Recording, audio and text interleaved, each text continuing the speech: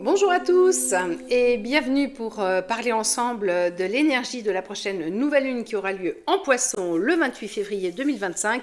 28 février, dernier jour pour cette année sur le mois de février.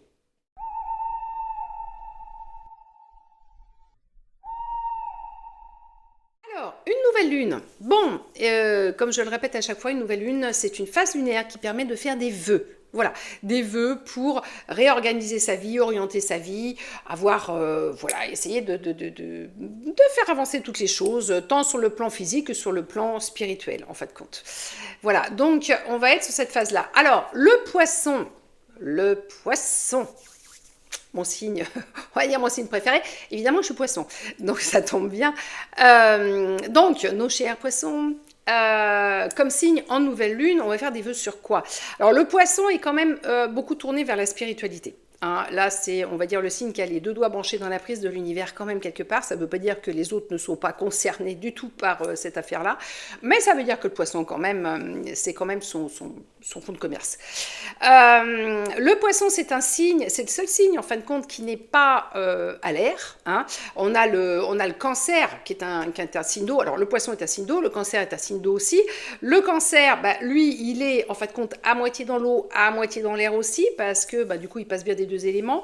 On a comme autre signe d'eau le scorpion, qui lui n'est pas vraiment dans l'eau. Voilà. Donc on a vraiment le poisson qui lui est un signe d'eau et qui vit dans l'eau. Voilà. Donc on est vraiment dans cet élément-là. L'eau, c'est l'émotionnel. Hein, c'est Alors le poisson ne déborde pas émotionnellement tout à fait comme le cancer, hein, qui va être le signe le plus émotionnel du zodiaque. Mais il est quand même bien émotionnel aussi, le poisson. Le poisson déteste les conflits en règle générale. Il fuit. Hein, il fait son petit poisson. Si vous demandez à un poisson de prendre parti pour l'un ou pour l'autre, lui, il va se barrer après avoir dit à l'un qu'il a raison et à l'autre qu'il a raison aussi. Donc voilà, fuite un petit peu en avant du poisson. On déteste les énergies négatives, les énergies compliquées, les prises de tête, les choses comme ça. Et hop, on replonge dans les eaux profondes et on va se perdre et plus personne ne peut nous voir pendant quelques temps. Donc le poisson aime aussi beaucoup se retrouver dans sa bulle. Quand un poisson a ces petits moments de solitude, il faut le laisser parce que là, il se ressource. Hein, intérieurement, il est... Là, on a besoin de temps en temps de se retrouver dans son petit bocal, même si c'est pour tourner en rond, on ne tourne pas en rond. Hein. Nous, on s'évade dans des hautes sphères et des choses comme ça. Et par contre, il peut être aussi très sociable, hein, parce que le poisson est en bande poisson aussi, il se sent très bien.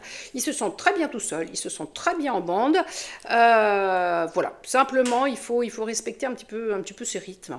Parce qu'il a besoin de cette connexion avec le spirituel, avec l'univers, avec l'au-delà, avec les autres dimensions, avec tout ça, pour nourrir son imagination, parce que le poisson est très imaginatif, et sa créativité, puisque c'est quand même le signe de la créativité par excellence.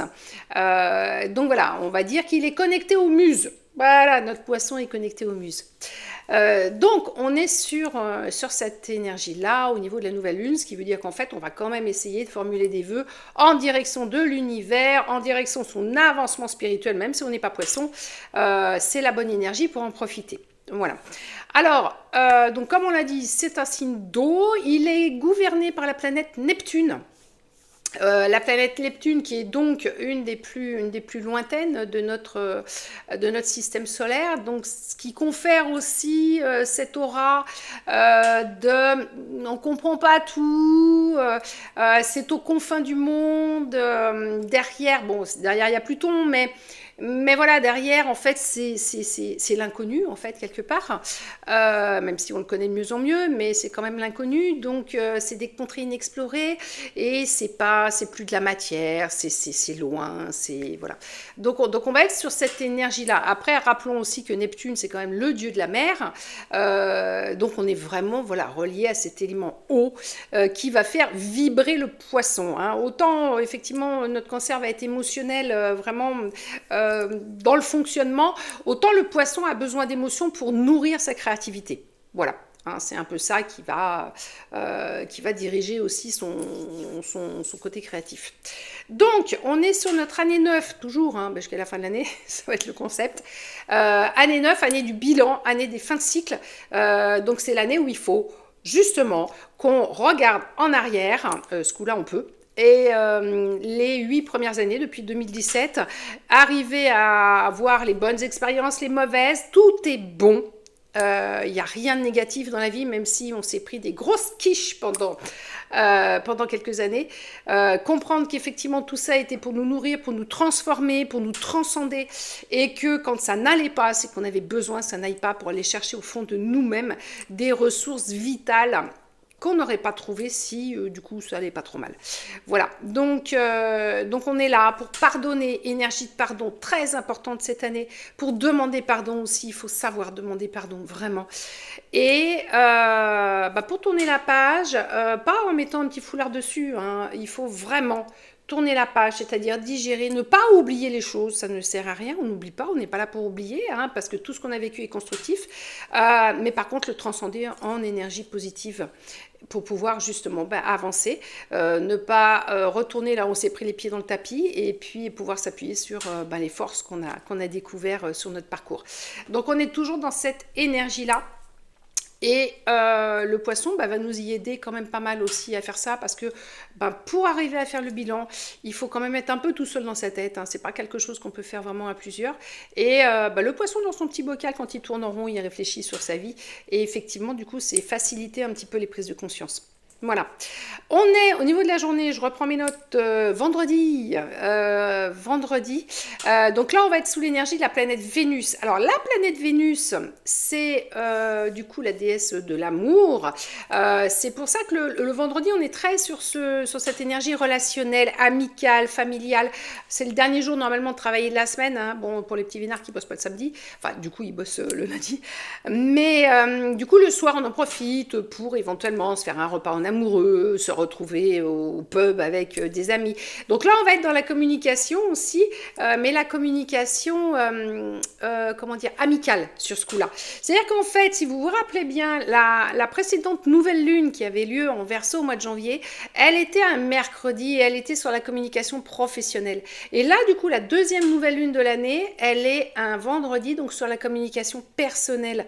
Donc on est vraiment dans cette énergie de communication, et on a besoin de communiquer aussi pour faire des bilans, puisque comme on l'a dit, il faut quand même aussi pardonner, demander pardon, donc c'est une communication avec les gens, hein. Automatiquement, on va bien falloir aussi de temps en temps reparler des choses qu'on a mal vécues, pour faire comprendre aux autres que ils avaient peut-être un peu dépassé nos limites, mais tout ça dans l'amour, la bienveillance, la compassion, la compréhension, l'échange constructif, et on en profite pour pas recréer des nouveaux problèmes en 2025. On est là justement pour les résoudre, on n'est pas là pour en faire d'autres, hein.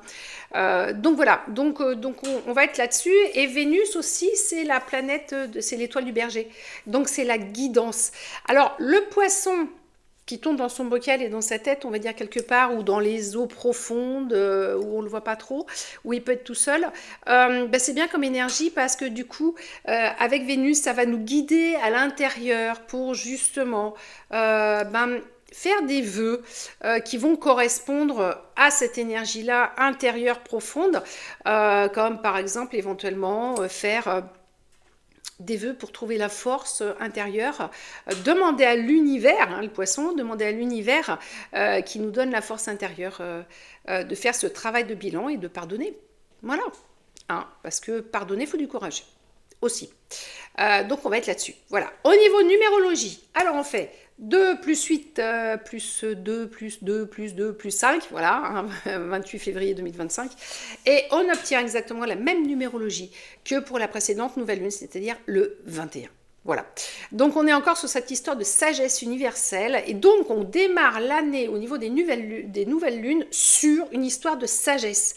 C'est-à-dire que l'univers nous dit ok, en plus 2 fois, hein, j'ai pas encore calculé les prochaines, mais 2 fois là, l'univers nous dit là va falloir aborder la nouvelle année, puisque quand même c'est le début de l'année, avec sagesse, et donc on va t'aider avec justement cette énergie pour que tu puisses faire des vœux, pour aussi faire le tri dans ta vie en sagesse, c'est-à-dire que tout ce que tu as besoin de virer Les choses matérielles, ça peut se faire facilement.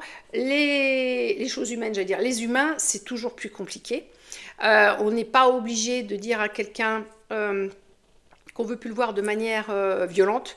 On peut quand même s'exprimer avec amour et compassion et bienveillance, et voilà, essayer de dire que bon, ben voilà, maintenant il faut faire une pause, ou trouver les mots. Et l'univers va être là justement, cette énergie du 21 va être là pour nous permettre d'avoir la sagesse nécessaire à faire tout ce tri dans notre vie.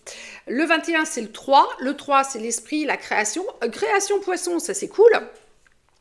Donc, comment recréer sa vie justement après ce cycle de 2017 à 2025. Donc, c'est bien dans cette année-là où il faut qu'on revoie aussi, parce que l'année 9, c'est une ouverture sur le cycle suivant, c'est la bascule en fait au final. Donc, c'est hyper important. Toutes les années sont importantes, mais celle-là, elle est vraiment cruciale, parce qu'elle nous permet vraiment de terminer le cycle, d'achever le cycle, tout en pensant au cycle prochain qui se profile, c'est-à-dire qu'on est en train de poser les bases du prochain cycle, en fait, au final. Voilà.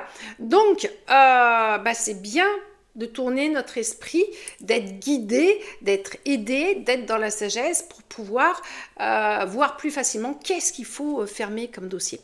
Et donc, on retrouve notre 21 en tarologie qui va être l'ouverture au monde.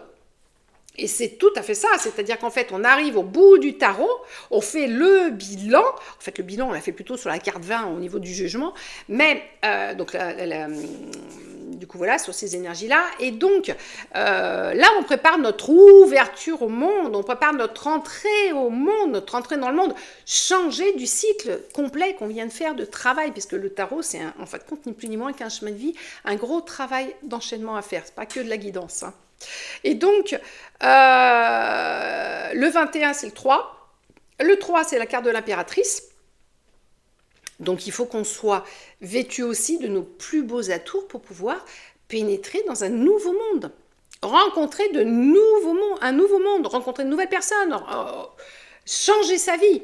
Voilà, plus grand, plus grandiose, plus brillant, alors pas bling bling, mais plus brillant intérieurement, avec une lumière plus forte, parce qu'on a fait tout ce travail intérieur qui va pouvoir nous porter vers une nouvelle personnalité, même si on ne change pas comme ça, hein, physiquement, mais intérieurement, voilà, sagesse universelle et lumière, en fait, au final.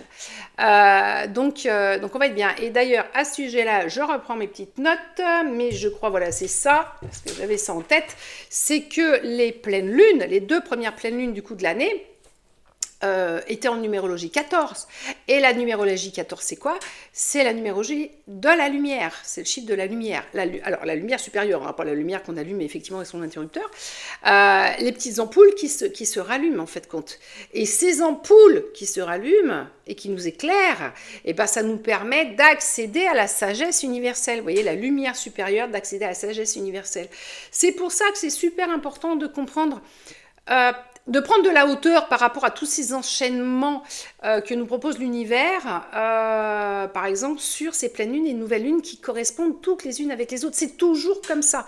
Le travail est toujours lié. C'est pas un truc ponctuel. C'est une histoire d'ensemble en fin de compte.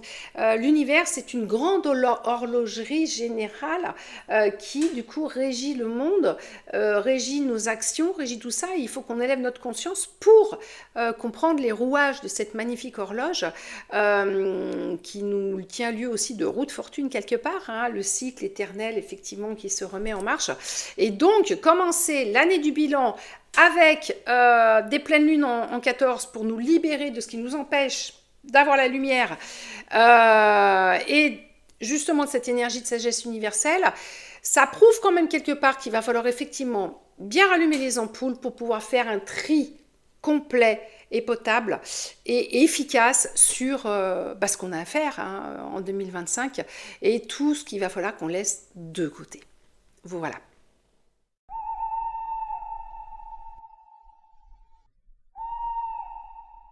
Alors, je vous propose, comme d'habitude, une phase de travail. Si le sujet vous branche, ben, vous le faites. Si ça ne vous branche pas, vous ne le faites pas. Hein, il faut toujours faire que ce qui est résonnant en soi.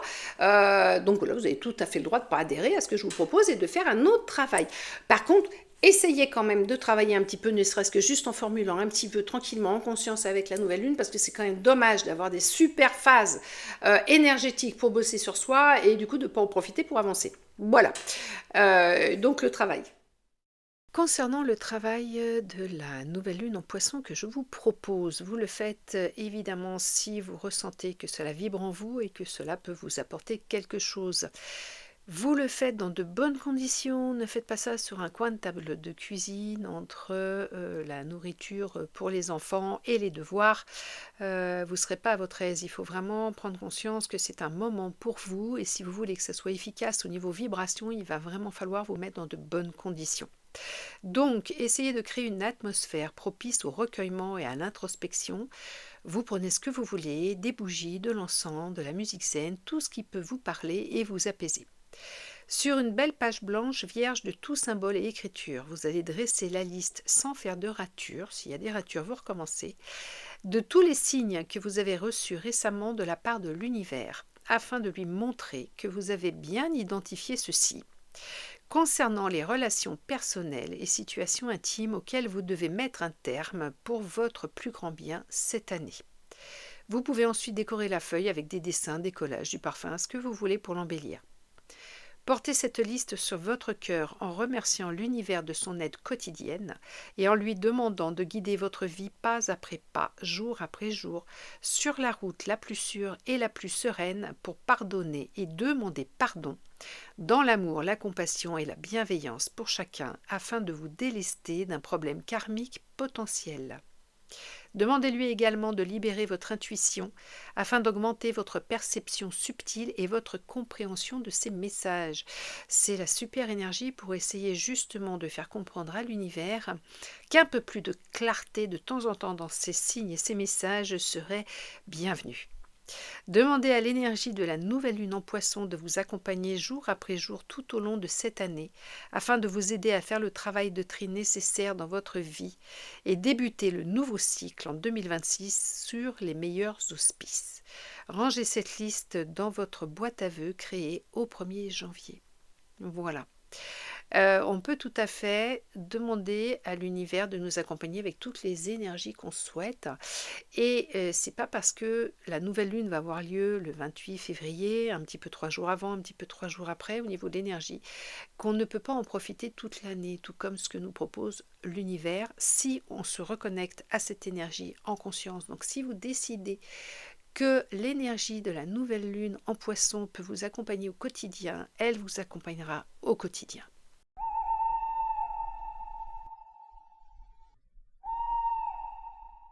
Voilà, ben c'est fini pour cette nouvelle lune. Bien évidemment, il y aura plein d'autres vidéos. Si vous avez aimé, je vous invite quand même à liker, ça fait toujours plaisir. Mais bref, partagez surtout, parce que partager, ben, ça peut profiter à d'autres personnes qui, du coup, bon, bah, voilà, n'ont pas accès à ces informations.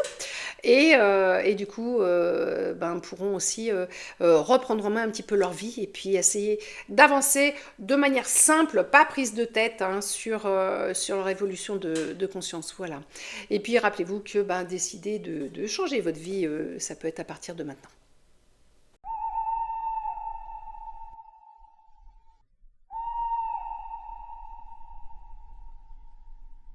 Nous